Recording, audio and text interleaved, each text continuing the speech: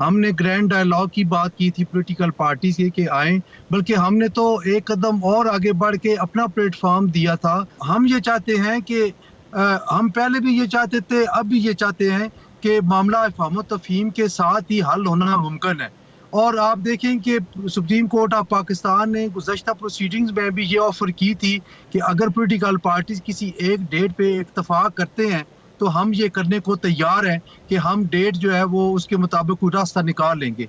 और वो political parties बैठ नहीं रही थी। अभी मुझे नहीं पता कि उनका क्या सोच है, क्या है, कि क्या वो इस बात पे आ रहे हैं कि बैठेंगे। चूंकि तहरीक इंसाफ ने भी एक कमेटी कायम कर दी और फिर पीपल्स पार्टी ने भी कायम कर दी, नून ने भी कायम कर दी, तो ये एक्सक्यूज मी, तो ये एक मौलाना फजल रहमान साहब रह गए थे हमारी समझ के मुताबिक। अगर वो भी मान लें तो मेरा ख्याल है कि इस मसले का हल निकल सकता जी, है। मौलाना फजल रहमान को मनाने के लिए बिलावल भुट्टो पीपल्स पार्टी वफ्द के हमरा उनकी रिहाइशगाह पर पहुंचे। हो सकता है कि उनको भी मना लिया जाए, लेकिन मेरा सवाल बड़ा सादा सा है कि बार बार ये बात होती रही कि कॉन्स्टिट्यूशन कहता है कि 90 रोज में इंतखाबात होने चाहिए। फिर हमने देखा कि अदालत ने एक तारीख मुकर्रर की जो 90 रोज से बाहर थी। आज फिर अदालत ही कह रही है कि अगर पॉलिटिकल स्टेक होल्डर्स बैठे तो गुंजाइश पैदा हो सकती है। तो क्या कॉन्स्टिट्यूशन के अंदर फिर गुंजाइश पैदा करने की भी गुंजाइश है? देखिए, 90 दिन वाली बात तो पहले ही खत्म हो चुकी है। जो पहली date honourable supreme court of Pakistan ने 30 अप्रैल मुकर्रर की थी इलेक्शन वाली, वो बियॉन्ड दैट थी, यानी 90 दिन के बाद की थी। फिर 14 फरवरी को फिर डेट दी, वो भी 90 दिन के बाद है। तो सुप्रीम कोर्ट ने एक विंडो जो है वो पहले दिन से खोल ली थी और अभी भी है, तो इसमें कोई मजायका नहीं है।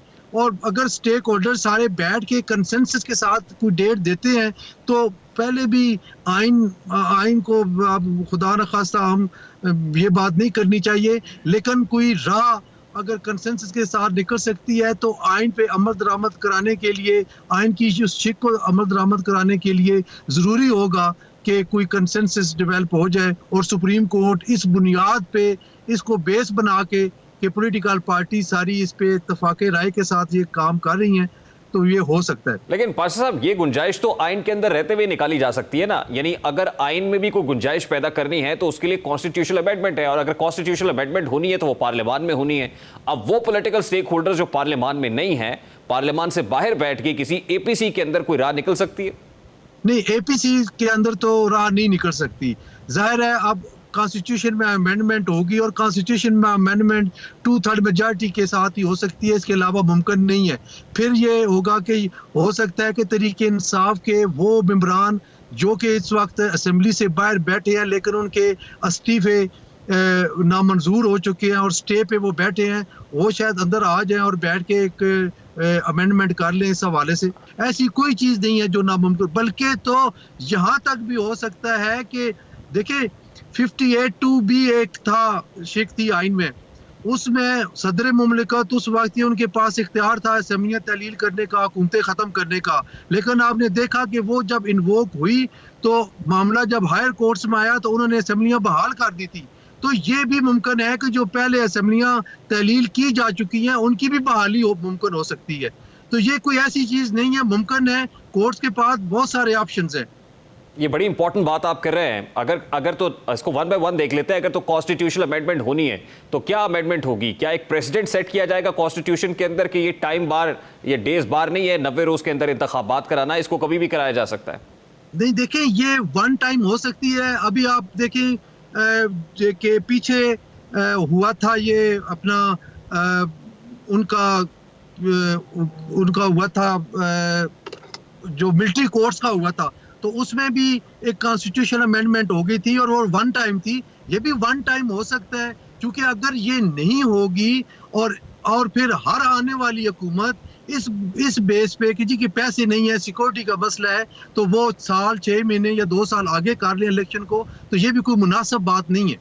यानी ये वन टाइम होगा और कॉन्स्टिट्यूशनल अमेंडमेंट के साथ ही होगा, इसके अलावा कोई चारा नहीं है। और दूसरी जी ठीक है। और दूसरी इंपॉर्टेंट बात आप ये कह रहे हैं कि जो असेंबलीज डिसॉल्व हुई उसको दोबारा उसी स्टेटस के ऊपर बहाल किया जा सकता है, कि यानी पंजाब और केपी असेंबलीज दोबारा से रीइंस्टेट हो सकती हैं? जी, बहाल हो सकती है, क्योंकि आप देखें जनाब अतर मिनल्ला साहब जो 9 रुकनी बेंच के एक मेंबर थे, उन्होंने ये बात की थी कि क्या ये असेंबलियां तहलील हो भी सकती थी? इनकी लीगैलिटी जो तहलील होने की है उसको भी हम देखेंगे, लेकिन अनफॉर्चुनेटली वो इस बेंच का हिस्सा नहीं रहे, तो ये बात आगे चल नहीं सकी। लेकिन ये डिटर्मिनेशन ऑफ पॉइंट्स जब हुए थे तो एक ये पॉइंट उसमें उसका हिस्सा था।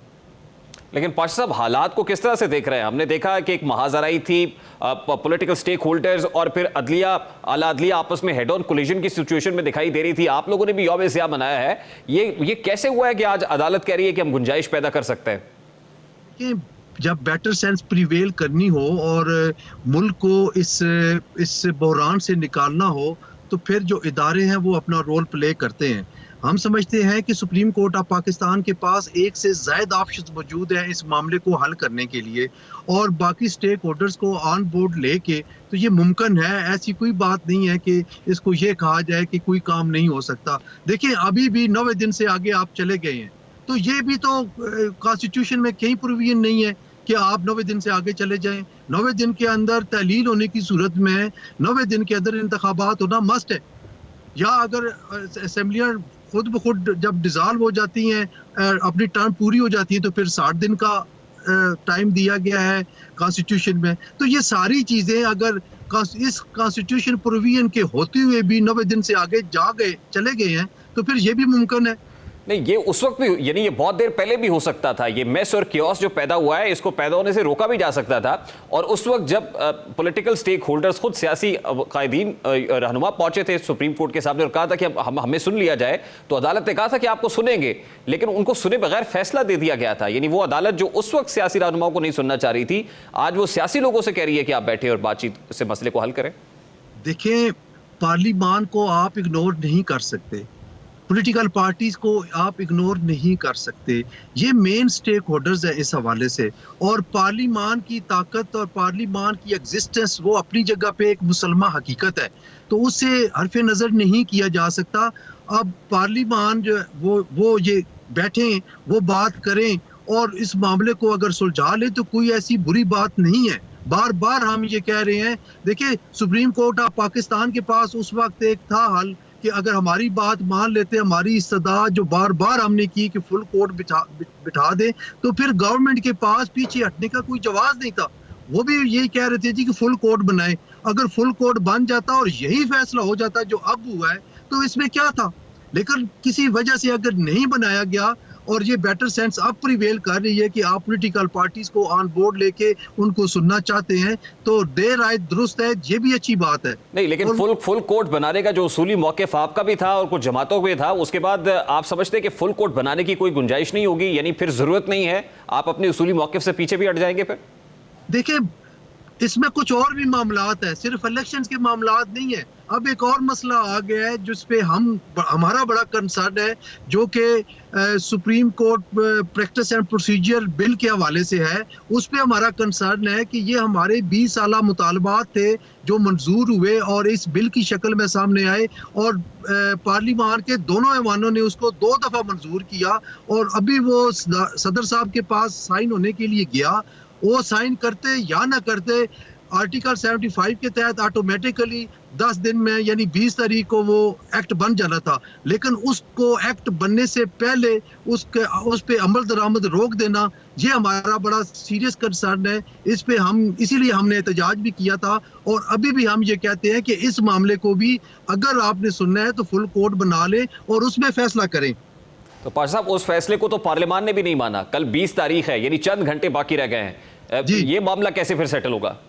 देखिए, ये मामला भी अब सुप्रीम कोर्ट के मामलात सुप्रीम कोर्ट ने ही हल करने हैं, पार्लियामान के मामलात पार्लियामान ने ही हल करने हैं। अगर सुप्रीम कोर्ट जो है वो फुल कोर्ट अभी उस मामले पे भी बना ले, क्योंकि उसमें जो 8 रुकनी बेंच बना है उस पे भी हमारे तहफ़्फ़ुज़ात है। हम नहीं चाहते कि कोई ऐसी बात करें जो इस इदारे को मलाइन कर, खुदा न खास्ता नहीं करना चाहते। हम खामखा उंगलियां नहीं उठा रहे,